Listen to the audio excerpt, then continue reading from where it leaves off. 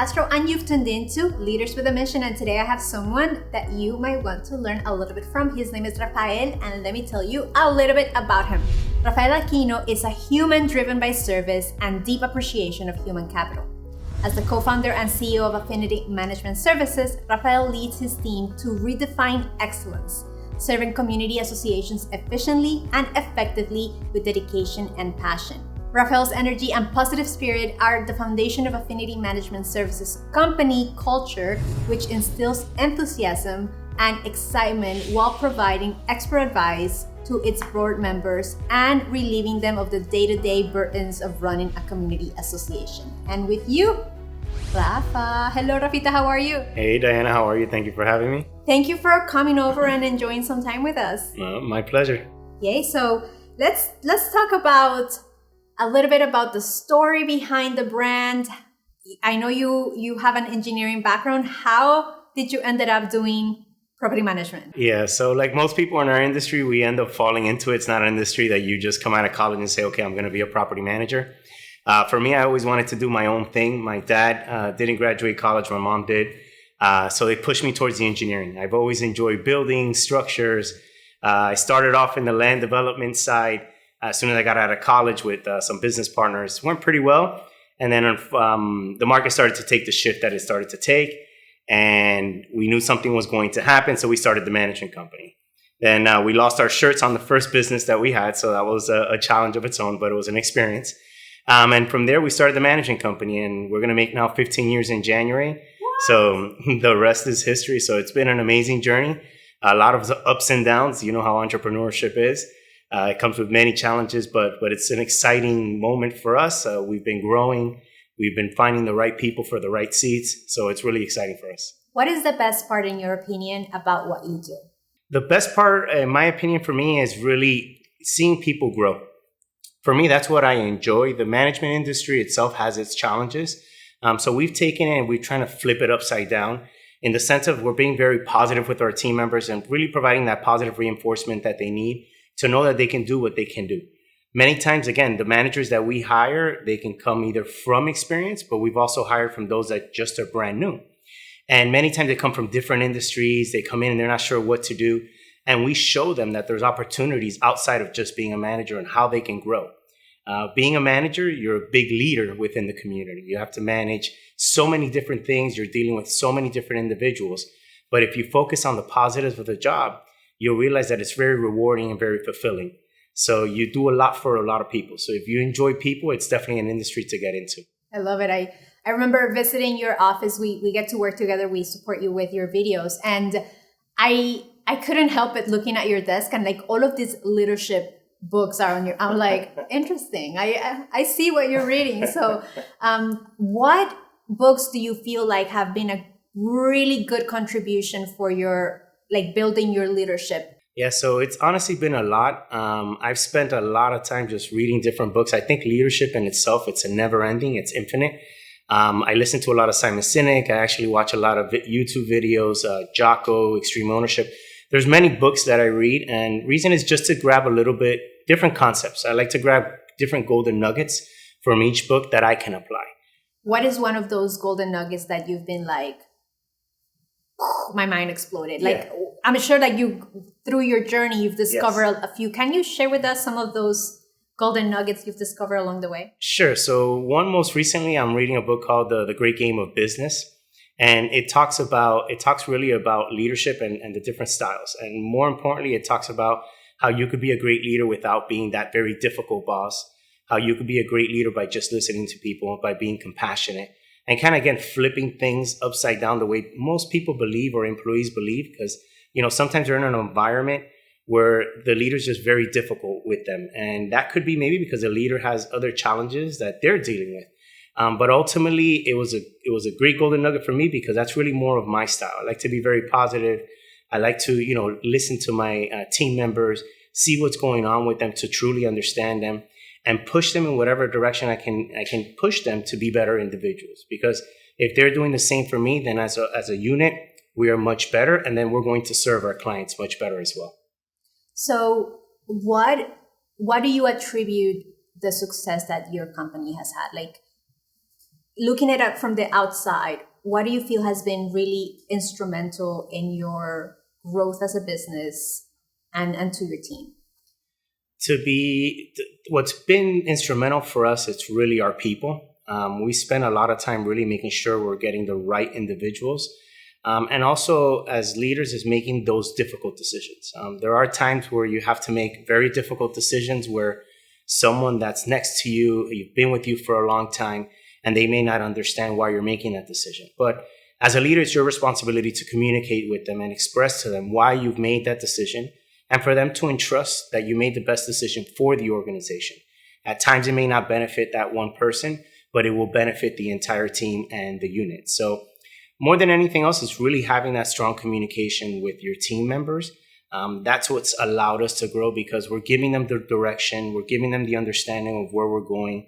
We're letting them know that there's going to be bumps throughout the road, the same way we do with our clients. It doesn't matter if you're a new company or a company that's been in business for 30 years. You're going to have challenges. Just the challenges are going to be a little bit differently, and a little different, I should say, and it all depends how you manage it. So if you take a very positive approach in the management of those challenges, then that's what's going to differentiate you. And fortunately for us, our clients have been seeing that. They know that if we have an issue, we're going to address that issue, make sure that issue never happens again. And they've been referring us. And again, same thing with our team members. We're taking care of our team members. They're seeing that we really value them. They're seeing that as we've grown, we continue to value them. We continue to give them the love, the compassion, the tools that they need to be able to succeed. So they've been able to really help us spread that information, spread that knowledge out, get us to find strong talent, and get us to find accounts. So that's what really allowed us to grow to where we are today. I mean, we have a very BHAG goal, so we still got years to go. But fortunately, because of the team that we have and the people I've surrounded myself around, we've been able to get to where we're at today. So on that note, tell me, what is your definition, your personal definition of leadership?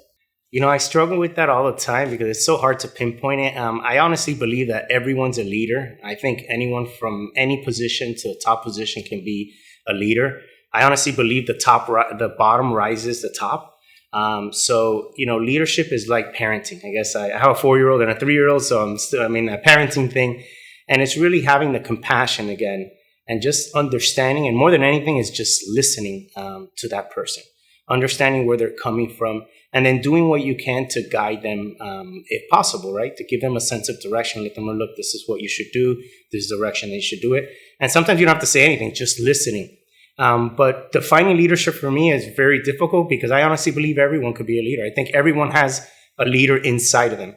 It's just whether they've taken the time to develop it, taking the time to learn what's their approach or their style and applying it. I mean, if you have faith, if you're a faithful individual, then you know anyone could be led, you know, and with faith comes a lot of things. And it comes more than anything, if you have faith, you need to have belief.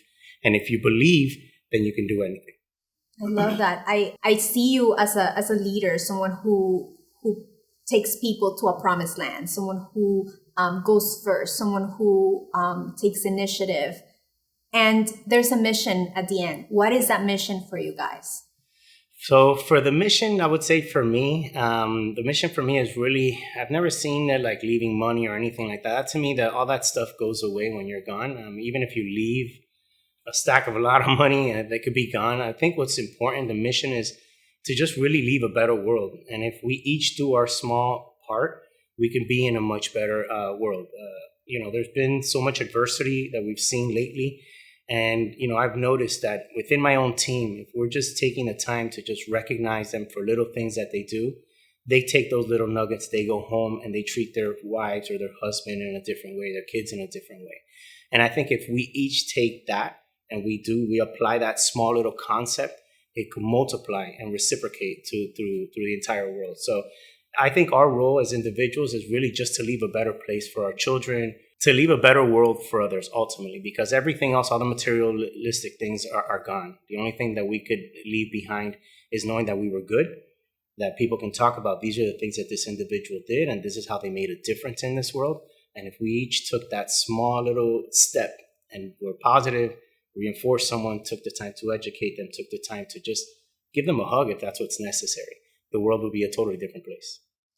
I see your industry, I feel, and correct me if I'm wrong, I feel is super difficult in the sense that in communities, especially as humans, we are so programmed to see the negative, right? Like, oh, they didn't do this, they didn't clean that, they didn't, and it kind of like weighs down. Because when you receive complaints, people are not tuned into, they're not calling you to say, hey, thanks for fixing, things that had not been fixed in 25 years. Correct. It's more of like, hey, you forgot this and that. Correct. What do you guys do for you and for your team to replenish that? Like, because they're giving, like, you guys are in this position of receiving like a lot of heavy energy. How do you guys replenish the good energy, the good vibes? Yeah, so that's a great point that you bring up, and we do see those challenges. We try our best to manage that with more communication tools with the residents so that they can kind of see what's going on with pictures and their reports. Because nowadays, no one's really reading anything. They're either looking at pictures or videos like what we're doing now today. Yes, they are looking at videos, by the way. So, but in order to replenish our team members, what we do as an organization, we have a very strong culture and we're constantly developing it. But this past weekend, we did a picnic for families, for our team members to come in, bring their families. We can get to know each other. In our industry, it becomes a little bit challenging because it's not like a corporate office where everyone is situated in one building. We have team members that are in different properties. So there's a bit of a disconnection that can occur. So our goal as an organization is to try to do 2 to 3 events a year where we can bring everybody together. And in times, we're even doing little things that just to surprise them. So recently we did for our frontline workers that really they took the brunt of COVID and the challenges that occurred within our associations.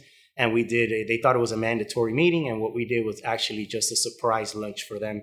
And we did some leadership, explaining to them that they're leaders within their communities as well, gave them lunch, and they were very appreciative. It's those small little things that we do as leaders in our communities that will make the difference. And that made a big difference to those team members. And if you saw the faces and smiles 2 weeks later in a picnic, to me, that's the most rewarding. The contracts and everything else, yeah, that's great. But what was most rewarding is seeing a team member or maintenance individual come to me and say, I wasn't going to attend your event. And I said, why weren't you going to attend? And he goes, no, because I wasn't sure, but because of the previous meeting, I decided I was going to attend. And also I realized that all this time we're talking about these owners that aren't appreciative, that don't do anything for us. All they do is drill us to the ground. And here you are doing these events, bringing our families together and giving us the opportunity to unite as a unit. And that to me, I told my wife, that was like, to me, was the most rewarding thing of that entire picnic. Because it goes to show that if we do these small things for our teams, then they become bigger people. I remember telling Rodrigo, I was like, working with Rafa, one of the things that struck me is that you value human capital. That's one of the things, like, obviously we don't go out saying it, but that's what people see from us. So I want to leave it in the record. That was the first thing I felt when I started working with you and supporting you with your content and your visibility. And yeah, thank you so much for trusting in us and for allowing us to support you in this journey of taking your message forward and for valuing the human capital that surrounds you. So thank you so much. Rafa, where can people find you? Where can people get more of you and what you do? But the YouTube channel. So they can visit our website, obviously managedbyaffinity.com, but also we do have a YouTube page where we provide weekly content on both management and leadership as well for our community associations, because we do webinars where we're training and coaching our board members on better steps that they can take within their community to better lead their residents. Beautiful. Thank you so much for that. No problem. And thank you and your team for always helping us out, for getting me outside of my box, getting into the videos. We're very appreciative of everything that you guys have done for us. No. Thank you. And for all of you who are looking to step up your game, to become a leader within your industry, to actually gain more visibility so that you attract more of those that are looking for you, please visit us at 4productions.com and we'll see you in the next one. Bye-bye.